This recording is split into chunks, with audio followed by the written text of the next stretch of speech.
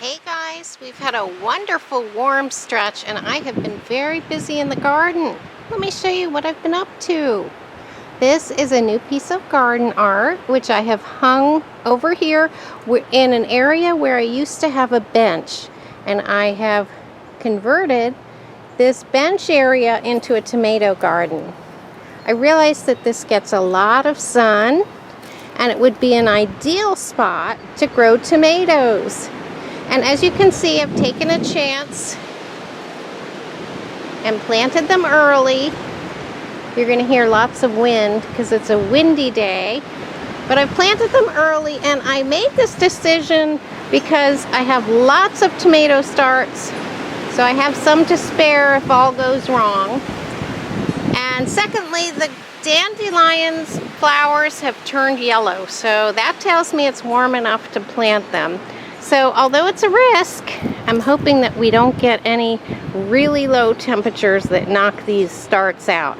But since I put them in a few days ago, they've already doubled in size. So I just feel like they're better off out here than they are inside, lingering away on a windowsill, because I really did start these way too early. So I've got a couple of carbon tomatoes. Those are big beefsteak tomatoes that they're kind of dark. They almost have a blackish, reddish skin. And then I have a couple of Dad's Sunsets in between the two carbons. And then as you can see, my pansies are still doing well. And once those are no longer looking great, I'll pull those out and I'll pop in some marigolds, which are some of my favorite flowers. And those will help protect the tomatoes from pests. So I have a completely new tomato patch over here. The rustic garden bed is starting to fill out with lots of different perennials. The daffodils are just finishing up, but the Sweet William are all forming some flowers here.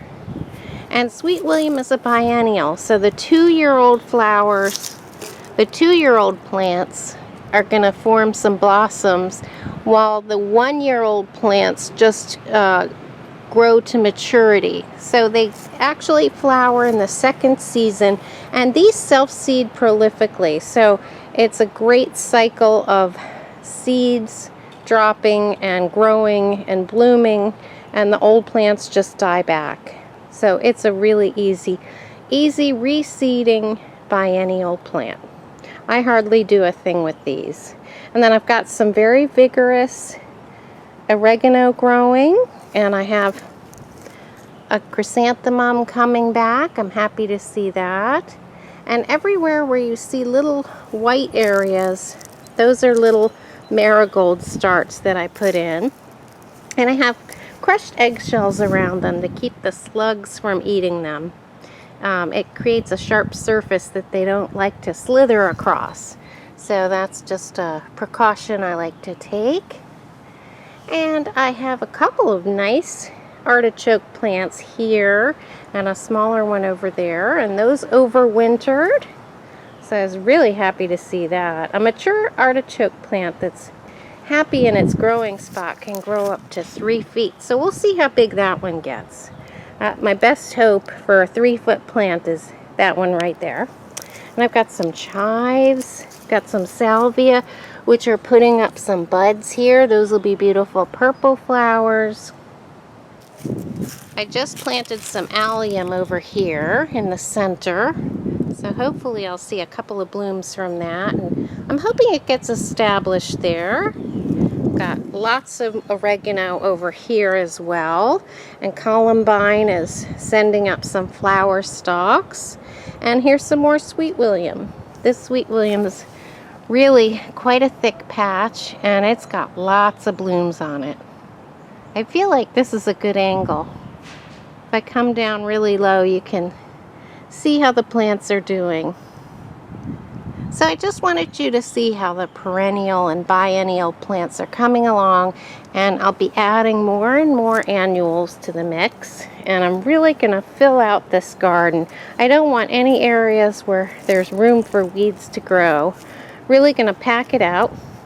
I had a coleus inside doing very poorly, so I took a couple cuttings And I popped them in, and it looks like maybe they've taken, but again, like the tomato plants, it's awfully early to plant something like coleus.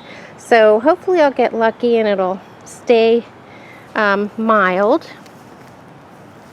But here's a view of my pretty wimpy looking alliums. Hopefully they're gonna like that spot and fill out. And right here I have a cardinal flower coming back up. That's a perennial. And I have a few sedums planted in the ground, and they're happy. But overall, guys, I'm just trying to fill up this bed and trying not to jump the gun, but it's really hard when it's so warm. It feels like it's ready to get planted up. I did move these blanket flowers from the front yard, and I think they'll be happier here because the soil is better. Here's a couple of them. And they also get more light back here. So I think that'll be a better setup. And this is ornamental oregano. So this is a purple plant. My friend Lori gave me some of these, and I'm excited to see how tall they get. We'll see how they do.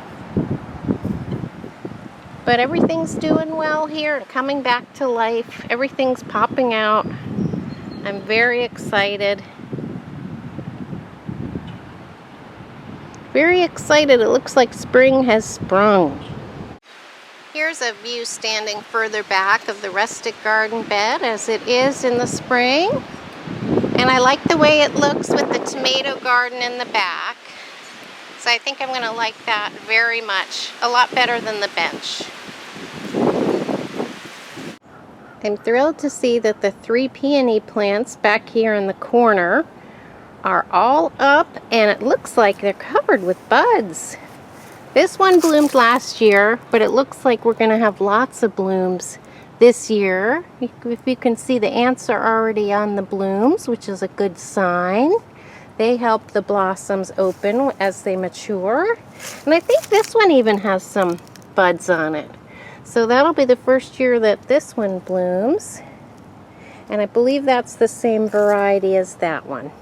So hopefully I'm going to have some very nice peony blossoms in a couple of weeks. As you can see, I have a magnificent stand of flowers back here, and these are Daon Radish. And I sort of use them as a cover crop in those 2 pots. Later on I'll plant zucchini in there. But I went ahead and let them go to seed, and the pollinators just love the flowers. So once they go to seed, I'll dry that out so I have more seed for next year. And the timing will be perfect for me to put in zucchini plants sometime in May. This back garden's been kind of neglected, so I went ahead and tucked in my trash can hydrangeas under that tree. I think they're going to look nice here. It's a partial shade location, and they get some afternoon sun. So they look like they're very happy. I put them in a few days ago after hardening them off outside in the polytunnel.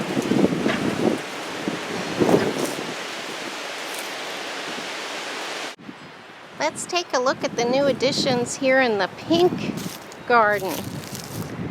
I have a new hellebore, and my friend gave this to me. It's called confetti cake. You have to take a look at these blooms. It does look like it has confetti in it. But this, during the summer, is a very shady location. The tree above it really leaves out and casts a lot of shade to this area. And behind my hellebore, I have 3 bleeding hearts plants. And those are Dicentra. They've already had their bloom time, so I have to wait for next year to see them in the garden. But those were just roots I bought at Home Depot. So I'm excited I was able to get those to grow inside. They were living in the polytunnel for a while, and now they're in the shade of the pink garden. And like I said, this is sunny now, but once the tree leaves out, it'll be quite shady. So I'm very excited about those 4 new plants in the pink garden. In case I haven't shown you this yet, I do have a new piece of garden art hanging off of this small shepherd's hook, and I just love it.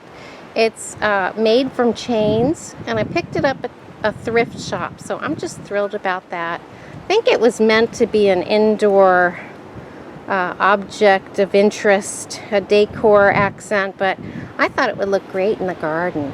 So I'm really excited about that, and I like touches of whimsy in the garden. And my tulips are on their last legs. The last ones to bloom were the yellows, and they have really been wind blown and they're completely ragged, but the colors are still gorgeous. And although this was supposed to be an all purple mix, I do really like this mix of colors. So sometimes it doesn't match the package, guys, but that's okay.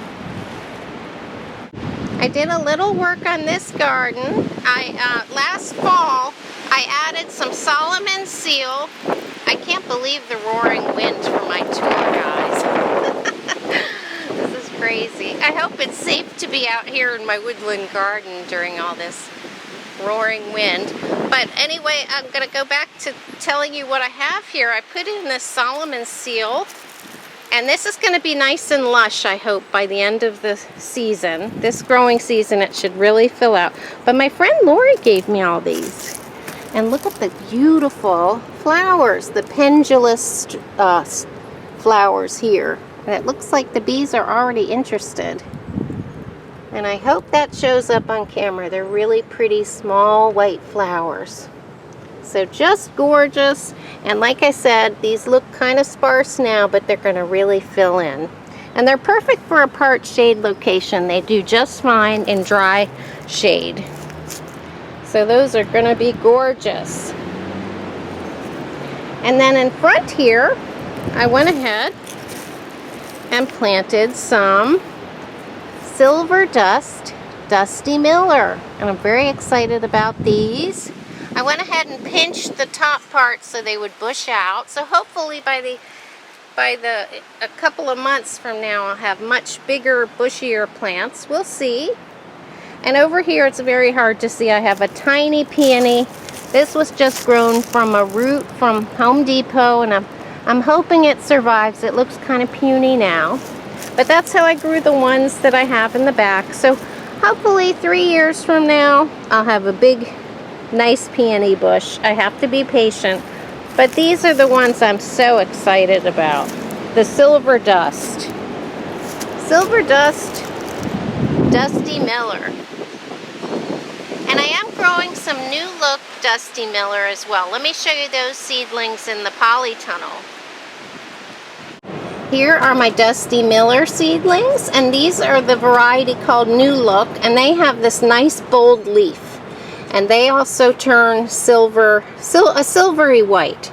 So I'm very excited to have grown those. I've been growing those for a couple months, and they've come out to the polytunnel maybe 2 weeks ago. And now that it's warming up, they're really growing like gangbusters.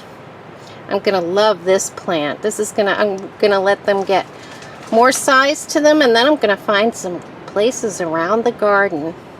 I find that silver plants really brighten up a spot.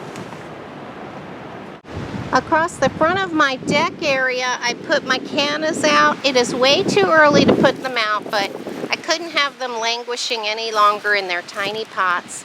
And I just didn't think they were going to thrive another month inside the polytunnel or my house.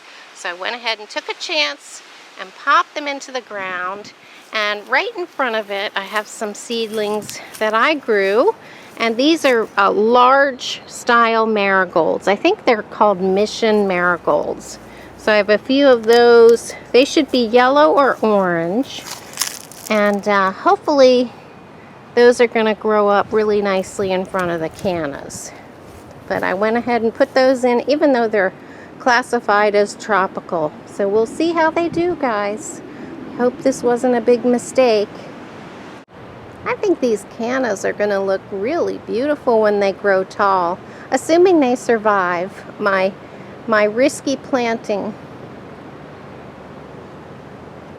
And I haven't added anything new over here, but I wanted you to see how beautiful this lily of the valley is. It's taken over this whole corner of the garden, and all of my little baby Japanese maples have leafed out around that I have in pots. So I'm very excited about that. But everything is just springing to life. I have golden euonymus in the back, and their new growth is just a bright chartreuse. It really is like a bright light in the garden. But this is looking very lovely, and pretty soon the hostas will be up that are right next to them. But it is just looking like spring around here. And I love this Japanese maple. It's in a pot my son gave me for Mother's Day last year, and it seems to really like it. Looks like it's put on some growth. And I believe this is a blood good Japanese maple. It's a really rich dark red color. I love all my little maples. And they're at their best this time of year. The one over there, which I just showed you, has really put on some height. I wanted to show you the Boxwood topiaries are putting out all their new growth. They had a warm week and they are ready to grow and fill out. Look, they're growing so fast that they're kind of falling over. So I'm going to trim those up once those get a little more body to them. And I will give you a topiary tour in better light. But everything is growing really, really fast and very, very full. And I have really enjoyed these pansies my friend Lori gave me. We have gotten a lot of enjoyment from these. They're bright and beautiful. I think these have done the best because they're in some fresh new soil. But aren't they gorgeous, guys? It's been a wonderful spring for my pansy display. Although my planting bed looks a little messy, I did manage to put in 3 large cherry tomatoes, and I have gotten some new pots, and I put in some sedum which I had been rooting. Every time I do a Chelsea chop on my sedum, I end up putting them in a pot with soil and they root out beautifully. So I have lots of different pots of sedum, and I thought they looked perfect there. And I did redo this path here. The stones that were there sort of sunk in and got overgrown. I have some work to do all along here, obviously. Got a lot of weeds and clover. But I did a pebble path, and these are just rubber stepping stones. So I had those up behind my bench, and I decided to use them for a pathway. And I'm pretty happy with the way that's gonna work out. Hopefully it'll keep the weeds at bay. But I'm very happy with this look here. And of course that's going to be a jungle of tomatoes and vegetables behind it.